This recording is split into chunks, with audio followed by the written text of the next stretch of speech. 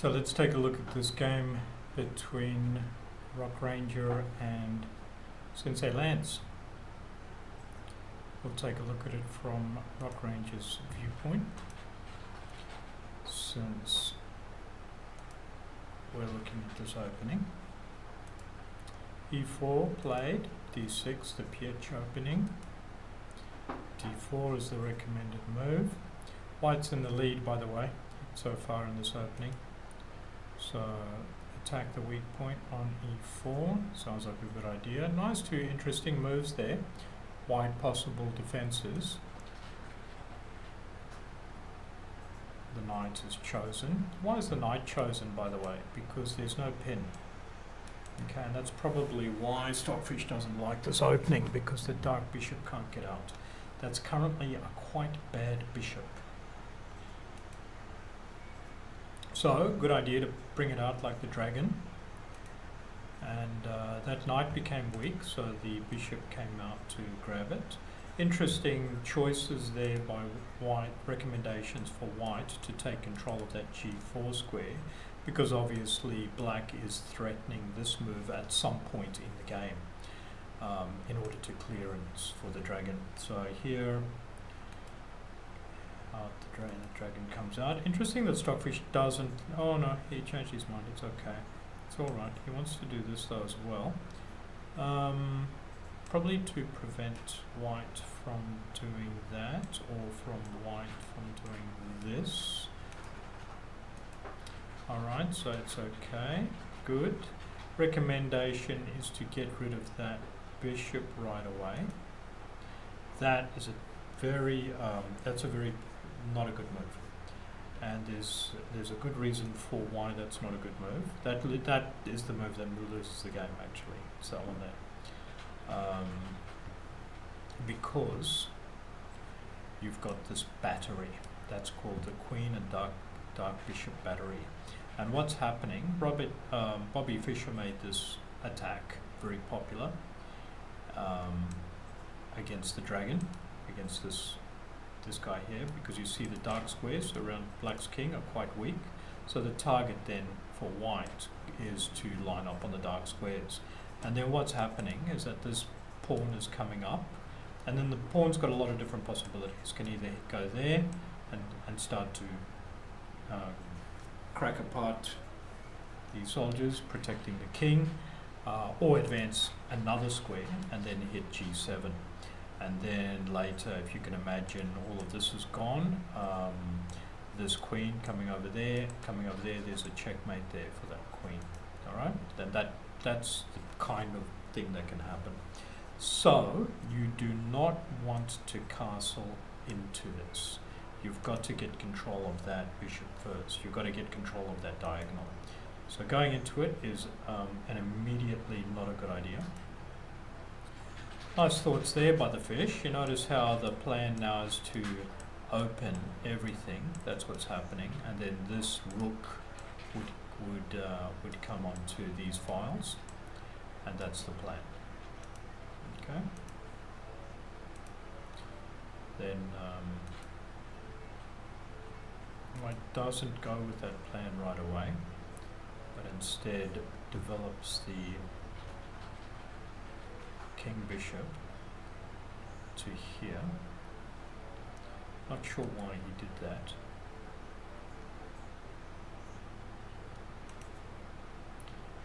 Yeah, not good, because this bishop is here and needs this diagonal.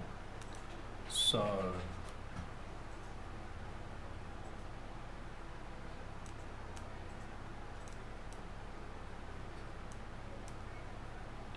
this is pinned.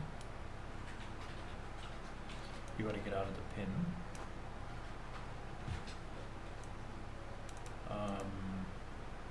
He really doesn't like that weakness, especially now that that pawn's forward. So he wants to protect that, guard that. He's thinking about that as a target now. Alright. So those are some ideas there in the continuation. but they didn't happen in the game. That's what I did instead, because I'm just locking that bishop there. And you can see that white is quite comfortable. Now, when you've got an advanced pawn in your camp, you want to hit it, okay? You want to erode at it, chip away at it quickly. So going for that was a blunder. That's an immediate blunder because of the battery. You should know that about that battery. When that battery is on, white has got control of that square. So you can't challenge white there. But where you could challenge white is on this advanced this advanced d5 position. So you can imagine take. It's still not good. That's why it's saying that white's still in the lead, because because of this pin. You know, so you can't. Very hard to do anything about this bishop. One of the recommendations is this, but then you're locking this guy away, which is uncomfortable, very uncomfortable. Can't bring it out either because of that. So rough. And then because of that, because of these problems, easy to make a blunder, and that's what happened. Okay, so there it is. And now white is in the lead by 3 pawns, and there's no question that white would win this game, absolutely, at this point. Okay, completely decisive. And now, good idea, bringing it back all the way there. You don't want the queen to be hit by anything. So when you've got to decide where to send your queen to, remember from the last analysis, get her behind her own pawns. So there's her pawns there, get her behind the pawns. Those will protect her when you've got this middle game scenarios where you've still got minor pieces on the board. So you want to get her behind her pawns so that she can't get attacked by anything, by any of these minor pieces. You want to target that. Now, going here is not as good as going to h4. Do you see why? Because on h4 you're pinning that pawn, whereas there he can defend by moving that pawn, and then you've got to move the knight. And where's the knight going to go, by the way? Nowhere. Knight's trapped. Can't go back here because of the queen. And I think we see that in the game. Okay, so now he's saying, please protect this square. You've got to get control of the dark squares. So this is called dark square weaknesses. Dark squares are weak in black's camp, and so white wants to control those squares. That is one of those moves that's besides the point. There's nothing happening there. Is white threatening that? And I guess that's the idea, to stop that threat. Was that really ever a threat? Because if white were to do that, like let's just say we follow Stockfish's advice because he wants to clear this back rank here. Did you see, it's really tricky what Stockfish does there. He sets up these defenses because he knows that now that the knight's there, you can't move this pawn to attack that knight. So he also knows that the opponent won't want that knight to stay there, that knight as a target. So we know that that knight's going to get pushed away. How will it be pushed away? It'll be pushed away by that move. How can we diminish the power of that move? Well, we can prepare for it by getting that there, so that if so that it's pinned, you see, then that pawn wouldn't be able to take the knight, because otherwise that rook would fall. So it's preparing a defense a couple of moves deep. That's the point of this move, okay, to prepare for that defense, because you know that that attack is coming, so you think to yourself, okay, how do I prepare against that attack? Well, I can stop the potency of the attack. How? I can pin the attacker. I can weaken the square that the attacker is going to, etc. Okay. So going here, okay, maybe it's reasonable. I just wanted to go back to this. So here, now, would white have done that? Would white have done that? And you can see that black has got a lot of possible defenses. Defenses which actually work in black's favor. This is not so good because that can still be hit there, clearing out that. That's called a bad bishop. A bishop that's behind its pawns. It's a bad bishop. So there's a potential for white to trade off his bad bishop for this knight. Oh wow, look at this. Leave the engine run for a little bit. Look what it finds. It finds h6. My god. That is some cool wicked. What is that? What is that? Oh, that knight's trapped. That's what that is. That knight is trapped. Yep, and it can't get out. That's what that's about. Isn't that just beautiful? So this is one of these notions that you look at. What is your opponent doing? What's your opponent doing? What's he threatening? And he's threatening to take that pawn, obviously. Now you've got two. Now you've got a few choices. I think there's only three. I won't go through all of them. But one of the choices is stop him from executing his plan. One of the ways to stop it is to put on an immediate defense. A defense there, or maybe a defense there, but we talked about that. That kind of defense is not a very good one for longer term play. The other option that you have is to let him carry out his plan. But if he were to carry out his plan, it's going to work out bad. So you trap him. That's a trap. Now, the reason that it's Stockfish's less preferred option out of these two is because he knows that his opponent is not going to fall for it. And that if the opponent doesn't fall for it, the opponent actually improves his own position. So white has improved his position, and nothing's happened, nothing bad has happened for white. So that's why he prefers that move, because it now allows for the possibility of doing something else as black. Maybe let's have a look at what the threats are. Yeah, he still likes this. Oh, you know why he likes that? He likes that because he's got this, which hits that bishop, and hits that pawn there, which then hits the queen. Okay, so he's kind of got that all in mind in his calculations. All right, so let's get back here to the game. Besides the point, all right, defensive move that wasn't really necessary, but it's okay. So you can ask yourself, is this really necessary? It's a passive move. So when do you know whether to ask these questions of your moves or not? If it's a passive move, it's not doing anything that directly attacks my opponent, then ask yourself, do I need to make that move? Is it really necessary? And then you make your decision based on that.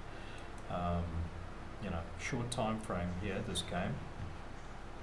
Unusual kind of time frame, by the way. This is, I believe that it was no increment, which is something that I think your white opponent is not familiar, doesn't really like playing games with no increment. I like a little bit of an increment.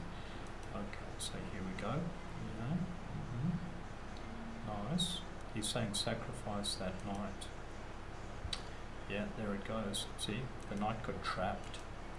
The knight got trapped. That's what happened. Knight got trapped.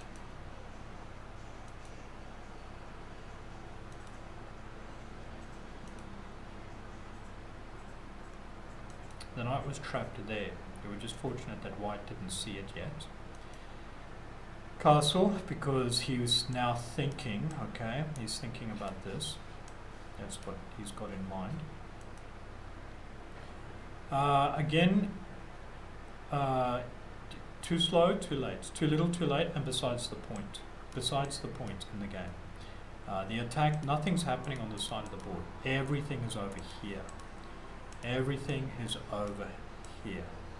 Alright, so just sharpen your sense of where the game is being played. It's not being played here. There's nothing going on there. There's no, this is too late. This should have been done a long time ago. But it's okay. You know, we switch from one side of the board to the other, and now we see something here. Also, this is not going to work because these pieces are undeveloped. A better move, if you wanted to think about something else, you want to think about developing your moves, developing your pieces. So if anything, you want to get your pieces out, and you see this was also a bad move because it impacts the potential space that your knight could have gone to as well. So yeah, that was a very bad move actually. Okay, so here, having fun being critical because I know the outcome of this game. Here we go, and we decided because we are ahead in material, right? So that was a blunder back here. You have to see that your knight is trapped. Always give a quick, always check your pieces. Where can my pieces move to? And when you see that one of your pieces doesn't have any moves, wow. And also remember from the last analysis that an advanced piece will always be a target. That guy's got a bullseye on his forehead. And that's it's an alarm bell screaming. Okay, so you've got to see that stuff, and then make clearance for the knight to get out, and that's why he's moving the queen up. Make clearance that is an aggressive clearance. That's why he wants to go there. Trade off the queens, get my pawn there, so that I've got some kind of an attack. Then I get my bishop over there, then get the knight over, knight's there, something like this. So he's looking at that kind of setup. Yeah. Okay, so that's why you lose a piece there. Interesting.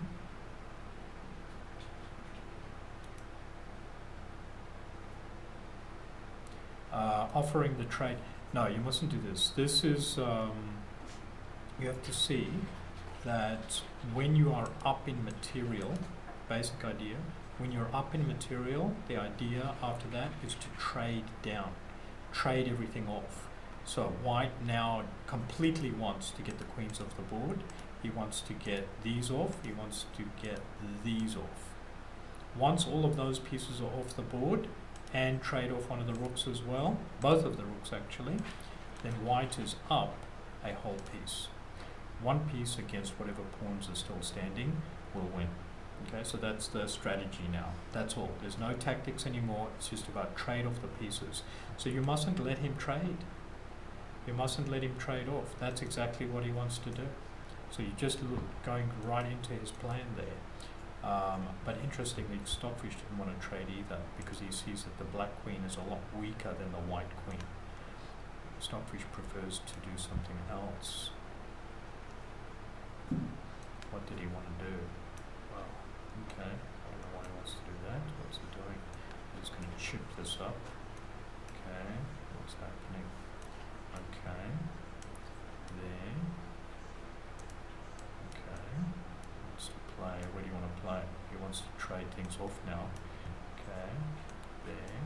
Get rid of that. Get rid of that. That goes there. Wow. Now white's making some serious progress. That's why he moved that over there, by the way, to protect that square. That's why the queen's there. Wow, that's what it is. Isn't that cool? Now that is cool. That I love that. He simply moved his queen back there because he knew that the knight would be going there soon. He knew that it would be a pressure point for the knight. That's why he wants the dark bishop to go there to pin the knight down, because that bishop is not defended. Okay? The bishop is not defended. Wow, and he ignores it. Oh, beautiful. Beautiful. He doesn't care. Check. And look at that. Black's best move is to sacrifice the queen. That is nice, huh? That's how you can make your plans. That's how you can make your plans. So you look here and you say, all right, where do I want that queen? Do I want to trade off the queens, or do I want to put her in a position where she's going to be strong? What is going to go to this square? That is going to go there. That has the potential, this knight has the potential to touch these two squares. So what else can I get onto those two squares? The queen. And you don't have to calculate moves, you just have to see where pieces line up. Really nice. Anyway, White just goes to simplification because he doesn't have time. It's called simplification. Blockade. Good. Oh, hang on. What are we doing here? Okay. Want to go back?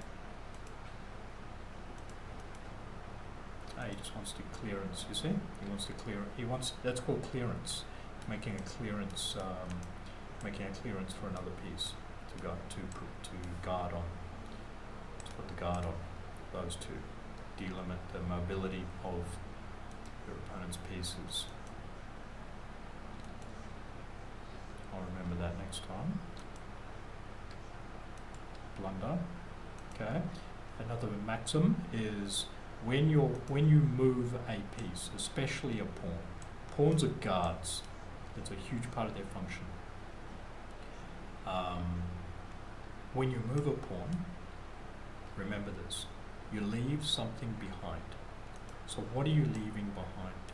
And from the opponent's viewpoint, when a pawn moves, it has left something behind. So it's quick to see. You don't have to think about it. What did he leave behind? He left behind that. You've left the guard behind. Okay? He left the thing that you were guarding behind. And so it was easy to make that move. So just blunder checks.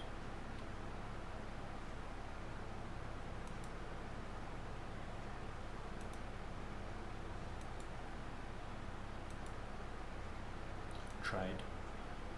Wow. Look at that. Yeah, he just wants to simplify it, that's all. Fine.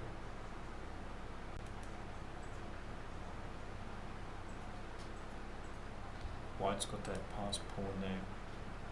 Oh, that's why he wanted to do that, because of this, protecting that square. Get rid of the light squared bishop. Light squared bishop was a very powerful piece, by the way. So we get rid of it. Why is it powerful? Because it's got all of these open diagonals. And it guards the queening square, so absolutely had to be defended. You had to protect that. This is the only guard on the queening square. You've got to look for where the queening squares are and protect the queening square. Whereas your opponent is looking to put guards on those queening squares. So doing that was not a good idea. But I guess you had no other choice. Yeah, you had no other choice. Look at that. That was yeah, look at this. No other choice. Beautiful play there by White to do that. There were some games that I watched recently the strategy was just that, to just completely lock in the, and it was always a light square bishop.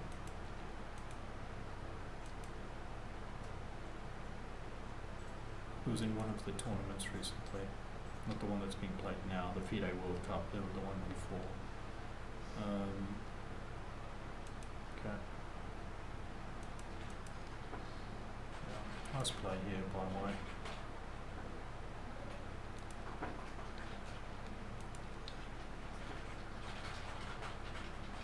He wrote that.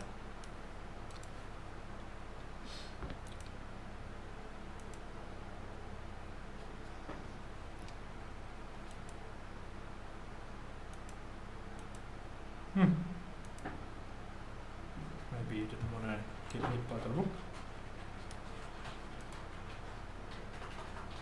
Yeah, see, that's a passive move. That's why Stockfish doesn't like it. Yeah, he had to get rid of that pawn. I've got 3 pawns there rolling forward now.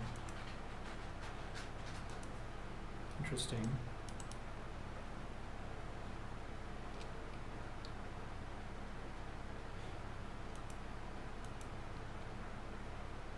Nice moves here by White. Really, really good play. Really enjoyed this part here. And then that's the attraction. Bringing the king out. Yeah, bringing the king out. Now, bam. Yeah, beautiful play. He wants to bring the rook.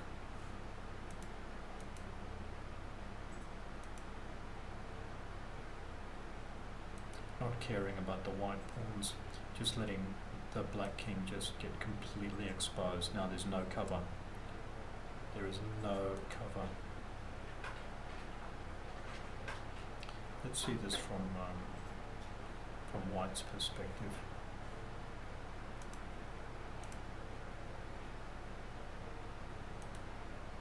There must have been a forced mate here somewhere. Oh yeah.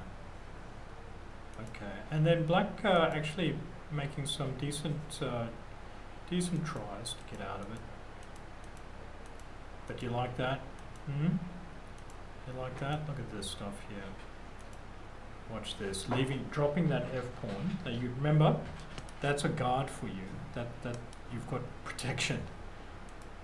Yeah, you've got protection there, so you don't take the protection away. Now you don't have any more protection. Bang. Alright, good idea. Counter-attack, nice move. And then just simplification. Once again, simplification strategy, so it was fine. Just eating up as much as I could. Yeah. Okay. Yeah. And then the rest of the game, you know, pretty straightforward from here, except for one little problem. I think it was around here that I noticed I had like 0.2 seconds left on the clock. And I saw that I had to make moves really quickly. It was around here somewhere. It was around here. I realized, oh, look at my time. I was like down to 0.2 seconds or something. And then I saw that. And then I was just thinking I should pre-move this move. And it was too late. White loses on time. Absolutely brilliant. Anyway, lovely instructive moment there. No time increment on the clock. And after that brutal, that savagery, devastation on Black's camp by that marauding white queen and white bishop, White loses by 0.01 seconds. Awesome.